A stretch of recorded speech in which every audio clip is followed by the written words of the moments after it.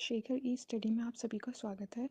प्रिय विद्यार्थियों, हमारे इस ऑनलाइन इंस्टीट्यूट के माध्यम से आप सभी को गणित और हिंदी विषय का आधारभूत तरीके से अध्यापन कराया जाता है, जिसमें कहीं अगर थोड़ी बहुत त्रुटि हो जाती है तो उसके लिए हम क्षमा प्रार्थी हैं और इस संबंध में आपके सुझाव आमंत्रित हैं। धन्यवाद। हेलो दोस्तों, मैं शेखर स्वागत करता हूं आपका अपने YouTube चैनल शेखर ई स्टडी पॉइंट पर। दोस्तों, सामान्य हिंदी की कक्षाएं चल रही थी जिसमें हम अलंकार का अध्ययन कर रहे थे। अलंकार के लगभग 3 टॉपिक आ चुके हैं, 3 पार्ट आ चुके हैं। उसी क्रम में आज चौथा पार्ट होगा जो होगा यमक अलंकार। ठीक है। इसके पहले मैंने अलंकार की शुरुआत में आपको बताया था कि अलंकार होता क्या है। जहां पे मैंने एक लाइन आपको बताई थी कि अलंकरोति इति अलंकार है, मतलब जो काव्य की, गद्य की या कहें साहित्य में काव्यों की शोभा बढ़ा देता है, उनको लयात्मक कर देता है, कवि के व्यक्त करने के तरीके को बदल देता है, वही अलंकार होता है। मतलब आभूषण का कार्य करता है। जिस तरीके से आभूषण मनुष्य की शोभा बढ़ाता है, उस तरीके से अलंकार जो होता है वो काव्यों की शोभा बढ़ाता है। अलंकार को मैंने 2 प्रकार से बताया था, शब्द अलंकार, अर्थ अलंकार। ठीक है। भामज, ऋषि भामक जी के अनुसार एक और अलंकार बताया गया था, उभय अलंकार, आचार्य भोज जी के अनुसार, उसे भी आपको देखना है। ठीक है। तो शुरुआत मैंने शब्द अलंकार से की थी। शब्द अलंकार में चूंकि आपको पढ़ना 2 तरीके से, शब्द अलंकार और अर्थालंकार। शब्द अलंकार में आपको अनुप्रयास, यमक, श्लेष, वक्रोक्ति, पुनरुक्ति और विवक्षा, इस तरीके के शब्द अलंकार में पढ़ना है। अर्थालंकार में आपको रूपक, यमक और उत्प्रेक्षा, विभावना और मानवीकरण, ये सारे अलंकारों को आपको पढ़ना है। ठीक है। वो अर्थालंकार में। शब्द अलंकार आप पढ़ रहे थे, मैंने बताया था कि जहां पे शब्दों के माध्यम से काव्यों की शोभा बढ़ाई जाती है, उनके पुनर्प्रयास से या कह सकते हैं कि बार बार प्रयोग से अगर काव्य की शोभा को, सौंदर्य को बढ़ाया जा रहा है, तो वहां पे शब्द अलंकार होगा। मतलब वहां पे शब्दों का प्रयोग होगा, वो शब्द काव्य की शोभा को बढ़ाने का कार्य करेंगे। ठीक है। उनके पुनरुक्ति मतलब बार बार दोहराव से या उनके अर्थ से उन काव्यों में सौंदर्यता आएगी। ठीक है। तो वहां पे शब्द अलंकार होता है। शब्द अलंकार में आपने अनुप्रास अलंकार को देखा था। मैंने बताया था कि जहां पे वर्णों की आवृत्ति होती है वहां पे अनुप्रास अलंकार होता है। अनुप्रास अलंकार को 5 प्रकार से विभाजित किया था, छेका अनुप्रास, अंत्या अनुप्रास, वृत्त्या अनुप्रास, लटा अनुप्रास और एक और है श्रुत्या अनुप्रास। ठीक है। इन सारी चीजों की चर्चाएं तीनों पार्ट तक कर दी गई हैं। अगर आपने नहीं देखा है तो पीछे के वीडियो अवश्य देख लीजिएगा। ठीक है। आज आप देखेंगे यमक अलंकार को। शब्द अलंकार में ही दूसरा है। अनुप्रास अलंकार आपने देख लिया है, अब आप देखेंगे यमक अलंकार को। ठीक है। तो आइए शुरुआत करते हैं यमक अलंकार की। यमक अलंकार, देखिए यमक का अर्थ होता है युग्म। ठीक है। हालांकि इसको आपको बहुत अर्थ नहीं पूछा जाता, युग्म या सहचर कर सकते हैं। सहचर मतलब होता है साथ साथ चलना। ठीक है। तो यमक अलंकार पहचानेंगे कैसे, इनकी परिभाषा क्या है। अगर आपको किसी भी काव्य में एक शब्द की एक से अधिक बार आवृत्ति मिले और उस शब्द के अर्थ भी अलग अलग हो, तो वहां पे यमक अलंकार होता है। ठीक है।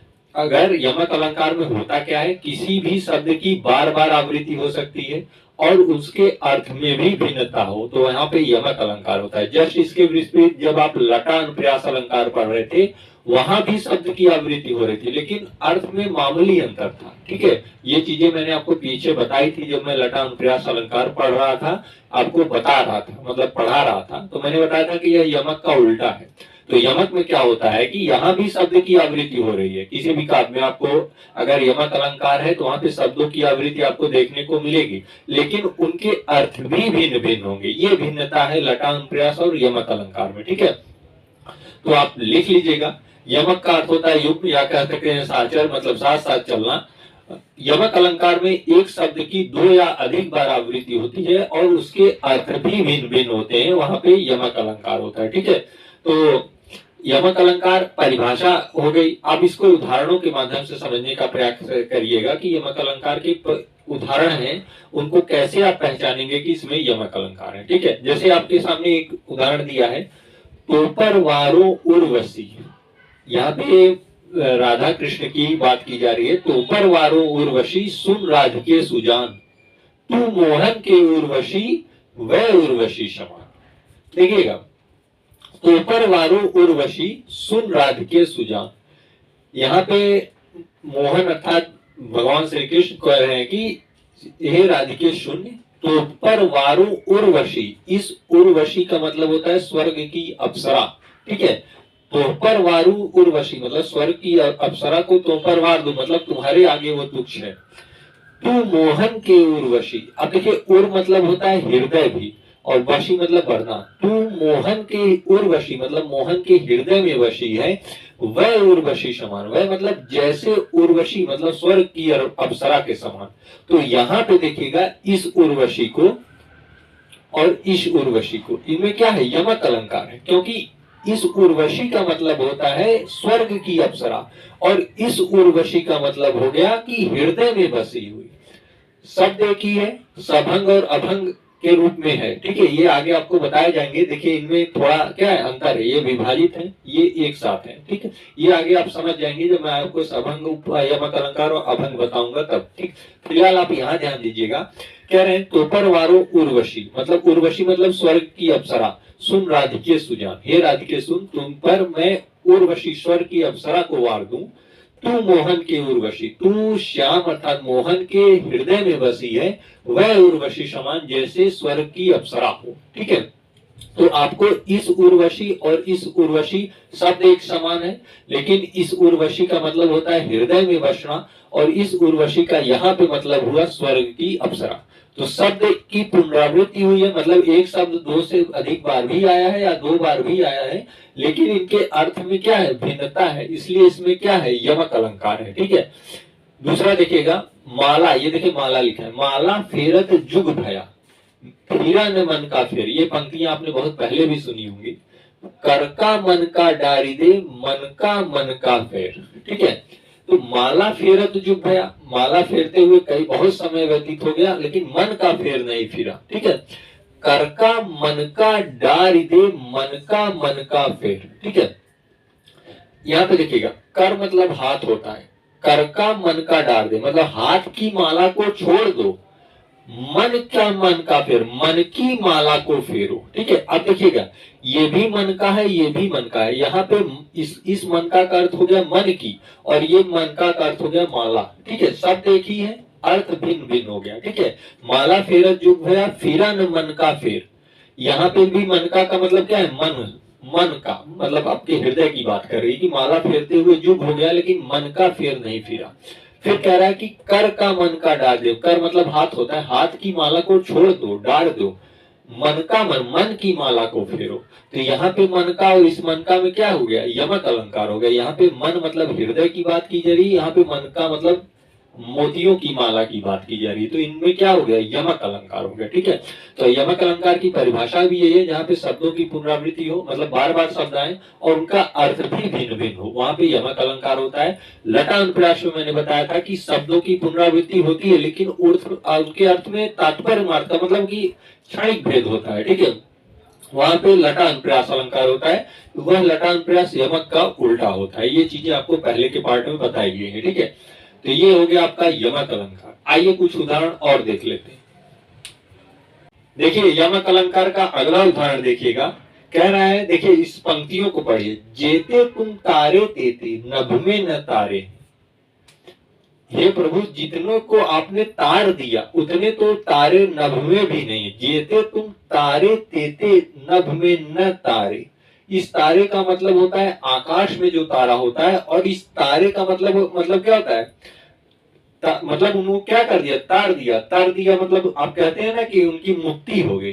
तो जेते तुम तारे देते, हे प्रभु जितने को आपने तार दिया मतलब उनकी मुक्ति प्रदान कर दी, मोक्ष प्रदान कर दी, उतने तो तारे नभ में मतलब आकाश में भी नहीं है। शब्द एक ही है, तारे और तारे, लेकिन अर्थ अलग है। शब्द की पुनरावृत्ति हुई है, आया है दोबारा, लेकिन एक तारे का अर्थ होता है मोक्ष की तरफ जाना, मतलब तर हो जाना, तर जाना, और दूसरे तारे का मतलब होता है नभ में जो तारे टिमटिमाते हैं उनका होता है, ठीक है। दूसरा उदाहरण देखिएगा, बहुत प्रचलित उदाहरण है, कनक कनक ते सौगुनी मादकता अधिकाय, या खाए बौराए जग वा पाए बोराए। ठीक है, तो कनक और कनक शब्द की पुनरावृत्ति हो रही है। कनक कनक के 100 गुनी, मतलब एक कनक का यहाँ मतलब होता है धतूरा और एक कनक का मतलब होता है सोना। सोना और धतूरा कनक शब्द है, ये शब्द दो अर्थों में प्रयुक्त होता है, एक का मतलब होता है सोना, दूसरे का धतूरा। तो कनक कनक ते 100 गुनी मादकता अधिक है, मतलब धतूरा सोने में से अधिक मादकता लिए रहता है, 100 गुनी अधिक मादकता लिया रहता है, लेकिन फिर भी एक को खा के मनुष्य बौरा जाता है और दूसरे को पा के बौरा जाता है। मतलब शब्द कनक कनक तो एक ही है, कनक मतलब एक तरीके से धतूरा प्रयोग किया गया है, एक तरीके से सोना प्रयोग किया गया है।